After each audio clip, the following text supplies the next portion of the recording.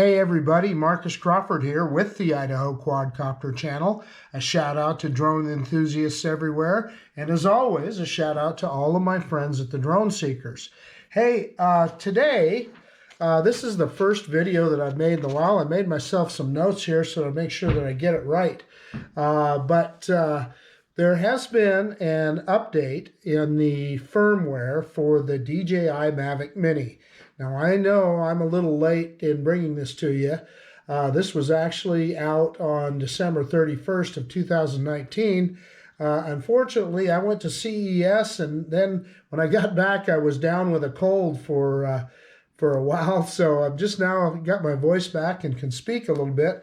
But this is important enough, and there's a lot of new mini flyers out there, people who may not be terribly experienced with firmware updates and with DJI products in general. So I thought it would be worth putting together a quick video on this. So what we're talking about is the firmware upgrade from version 01.00.0300 to those last four digits being 0.04.00. So just the next step up in firmware. And then also they updated the Fly app recently and I'm speaking for iOS because I use an Apple phone here, to version 1.0.4. And I believe that version number is the same for Android. So what are we talking about here that they updated?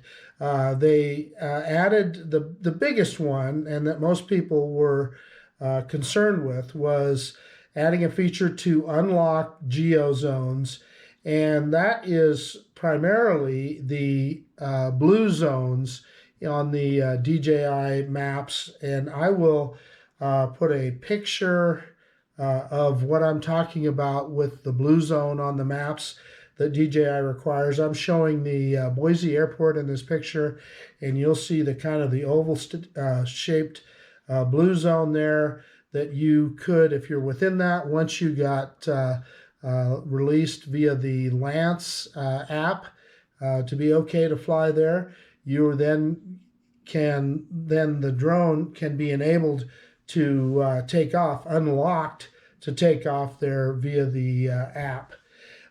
So I'll also leave a link to that DJI website that explains all the different flight zones in it. It's worth your time taking a look at that. You'll also see a red zone in there.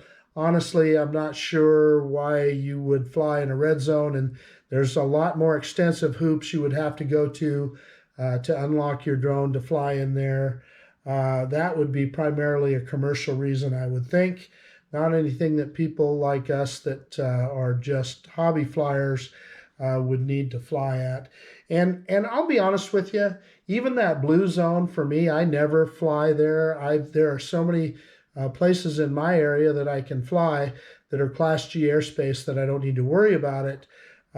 Yeah, that's just not something that I honestly have ever done. But I know that's important to some people. So that's what this update does. And that was a problem because if you were in one of those zones, you simply could not fly your Mavic Mini. It wouldn't unlock. And then the next feature is to disable takeoff when the GPS signal is weak. In other words, less than 8 satellites, and the environment light is not sufficient. The feature can be disabled manually, and that requires the Fly app version 1.0.4 or later. Well, we're on 1.0.6, so we're fine there. And what that is obviously if you're in a low light situation, that the optical flow sensors, and let's turn the drone over here, that's these two sensors, these sensors down here, that they cannot read the ground. The drone is not going to know where it's at in space and to stabilize itself. And then the same goes for the GPS signals. If you've got less than 8 satellites, it's hard for the drone to lock in and know where it's at. Now, can you fly without that stuff? You can, but you're likely to be in what they call ADI mode, where you really are flying manually. And so what they're making you do is just go through a hoop and disable it manually. Evidently, some people got into trouble with that, that they lost control of their drones, etc. So I see that as a good thing. And then it's also adding a requirement for compass calibration before takeoff when the light is not sufficient and the compass experiences interference.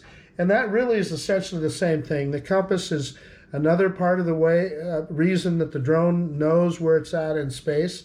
And if it's interfered with, and if the light is not efficient, so those optical sensors aren't working, it definitely hampers the drone in being able to fly in space.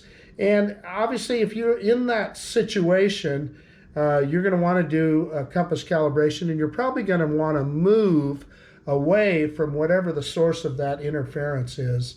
Yeah, I see that as a good thing as well.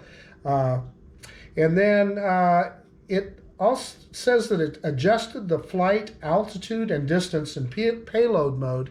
What payload mode is when you have more weight onto the drone, and most of the time that's going to be the prop cages. That if you have the Fly More combo, it came with those prop cages. That puts the drone into payload mode. You can manually put the drone into payload mode, but it also, if it detects that it's heavier, it will put itself into payload mode.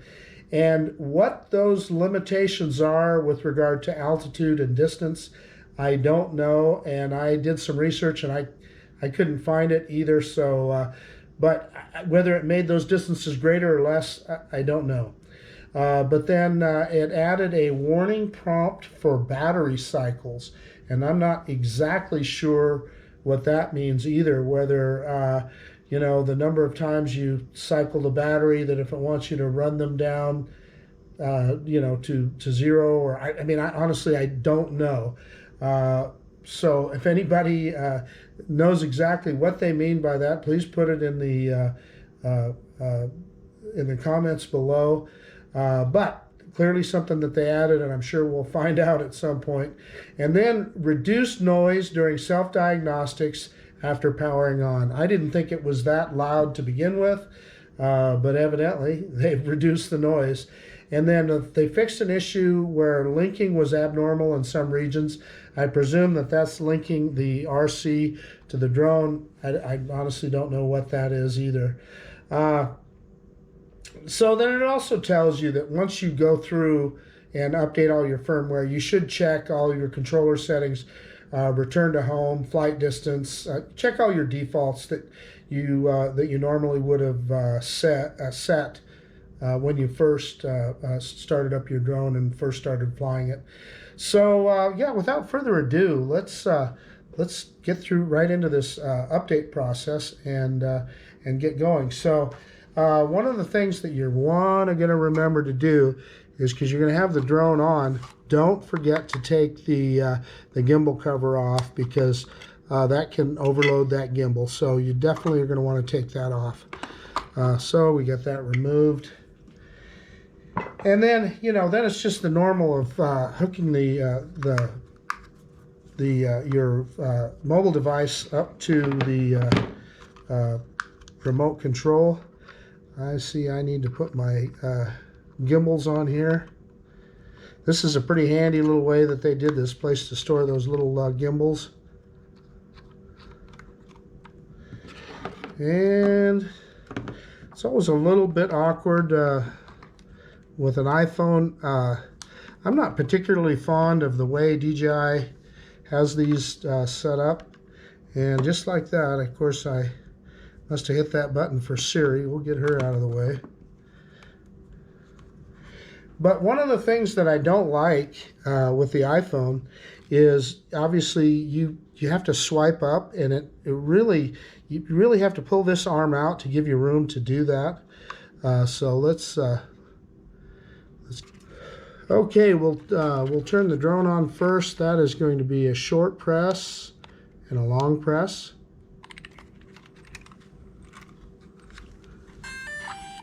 And I'll just set the drone down. And then next, turn on the controller. Short press, long press. And while that's connecting, we'll fire up the app.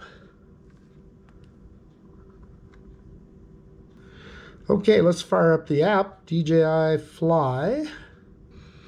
Okay, so once we fire up the app, we get to the main screen, and it asks you, you can see there right below where it says Fly Spots, that new Mavic Mini firmware is available. So we're just simply going to click on Update,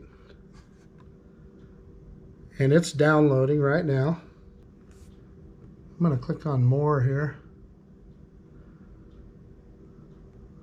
Yeah, there it takes us to the main page that tells us that same information that I just gave you.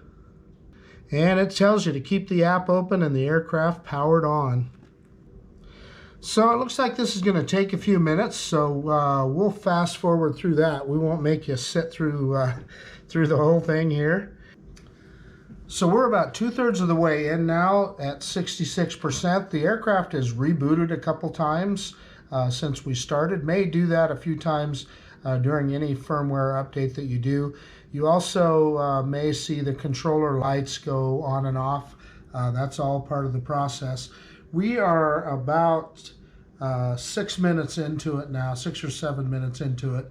So it looks like this is going to be at least 10 or 12 minutes on this update.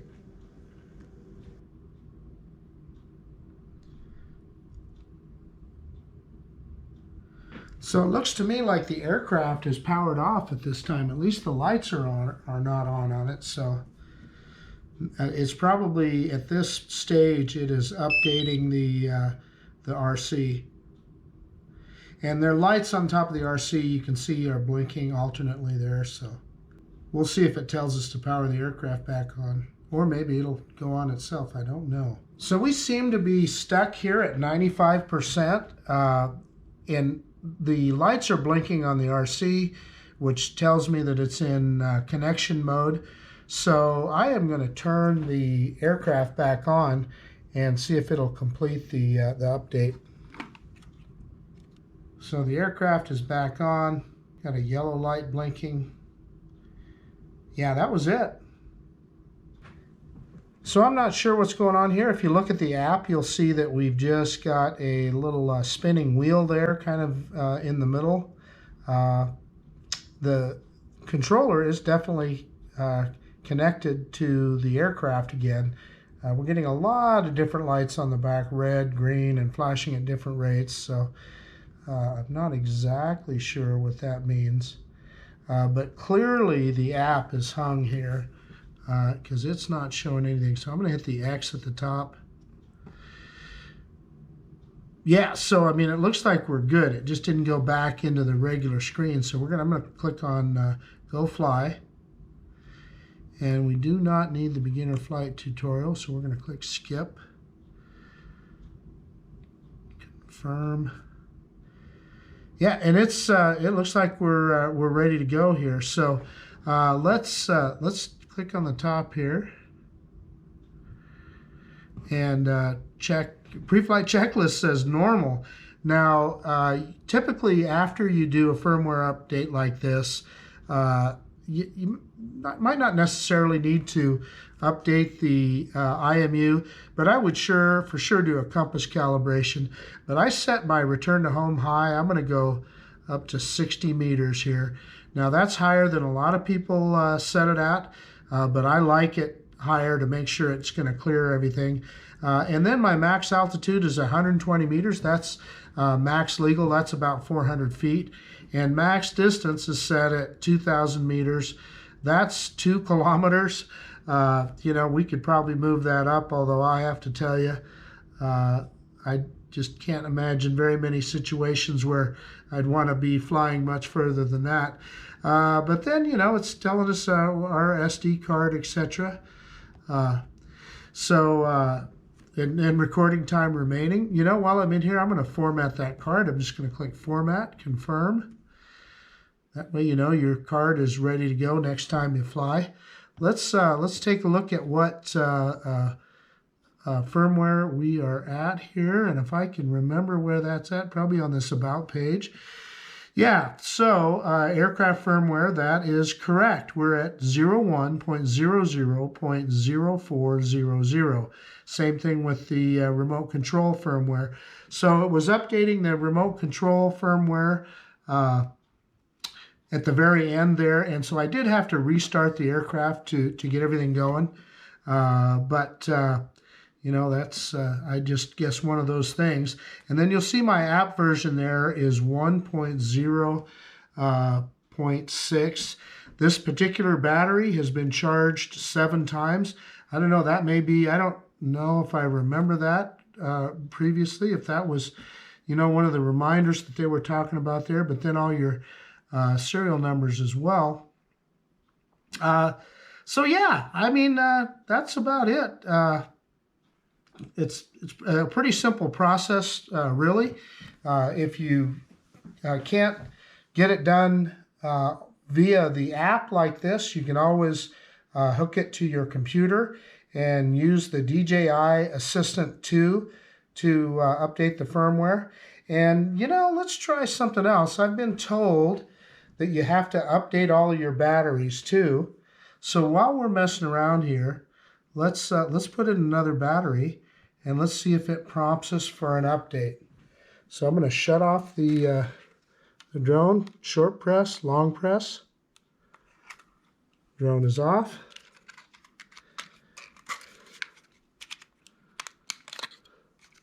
Press down, pull that battery out.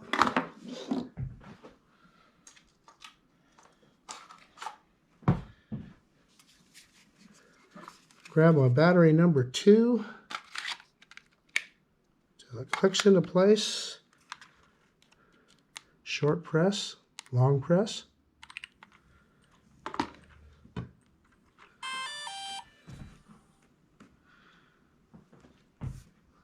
Let's let it connect here and see what happens.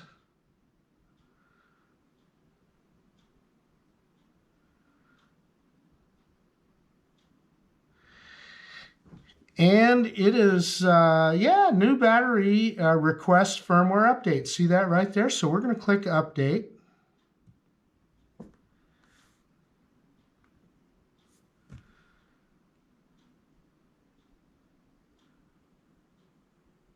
And this doesn't look like it's going to take long.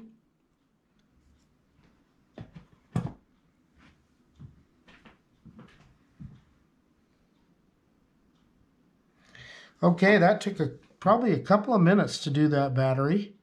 So we are going to do the same thing over again here. I've got a third battery, so let's get that one done. Oh, and the aircraft ended up in the off position, which is interesting. Yeah, so it just took it a second, and then the battery is asking for an update. So we're going to do that again. Okay, so it's done. What is kind of interesting to me is that it shuts down the drone when you're done. But let's go ahead and fire it up just so we can look at everything again and make sure everything is as it should be. There we are. So it's taken us to the main page, and we can click Go Fly. And let's go ahead and look at this particular. And it's got enough GPS signals in here. We're in mode P, but let's look at that battery and see if we can see how many times. Yeah, this one's only been charged 4 times, so obviously I've used that number 1 battery more than I've used the others. So interesting. Now let's look at the FlySafe database just for the fun of it. Check for updates. Your firmware is up to date, it's saying. So nothing new there. That's that FlySafe database. That is the database that DJI maintains of where all the no-fly zones are. So, hey, so I guess that's about it. Yeah, this is Marcus Crawford with the Idaho Quadcopter channel out. And if you like this kind of content, please consider subscribing to my channel. But most of all, I really appreciate you taking the time to look at this video. We will see you on the next one, and hopefully The next one is a flight video. If the weather changes here, we'll get out and fly this little Mini instead of just having it sit here on the counter. All right, thanks, folks. We'll see you.